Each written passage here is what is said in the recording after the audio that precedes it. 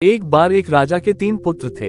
राजा ये जानना चाहता था कि उसका कौन सा पुत्र अधिक बुद्धिमान है, मुश्किल हालातों में कौन सबसे अधिक सकारात्मक सोच अपनाता है। राजा ने तीनों पुत्रों को एक एक सिक्का देकर कहा कि इस सिक्के से कुछ ऐसा खरीदो जिससे तुम्हारे कक्ष का कोना कोना भर जाए। रात को मैं तुम तीनों के कमरों का निरीक्षण करूंगा। बड़े राजकुमार को लगता था कि 1 रुपए से ऐसा कुछ नहीं खरीदा जा सकता जिससे कमरे का कोना कोना भर जाए, इसलिए वह कुछ भी खरीद नहीं पाया।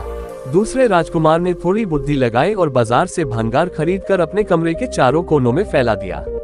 सबसे छोटा राजकुमार सकारात्मक सोच वाला था। वह सोचने लगा कि मेरे पिता एक इतने बड़े राज्य के राजा हैं। अगर उन्होंने एक सिक्का दिया है ऐसी चीज खरीदने को जिससे कमरे का कोना कोना भर जाए, तो जरूर कुछ ना कुछ तो ऐसा वास्तविकता में होगा। अपने पिता की बात को ध्यान से समझकर वह बाजार से दिए खरीद कर लाया। उसने कमरे के सभी कोनों पर रखे थे जिससे उसके कक्ष का कोना कोना रोशनी से भर गया। राजा ने रात्रि को तीनों पुत्रों के कक्षों का निरीक्षण किया।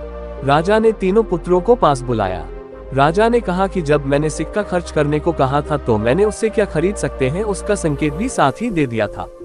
मैंने कहा था कि मैं रात्रि में तुम्हारे कक्ष में आऊंगा, तुम्हारे कक्ष का कोना कोना भरा होना चाहिए, लेकिन तुम दोनों ने उस और ध्यान नहीं दिया, बल्कि तुम दोनों की सोच नकारात्मक थी कि इससे ऐसा कुछ नहीं खरीदा जा सकता। तुम्हारे छोटे भाई की सोच सकारात्मक थी, उसने समाधान पर ध्यान दिया। उसने बाजार से दिए खरीदे और अपने कक्ष का कोना कोना रोशनी से भर दिया। शिक्षा: जब हम नकारात्मक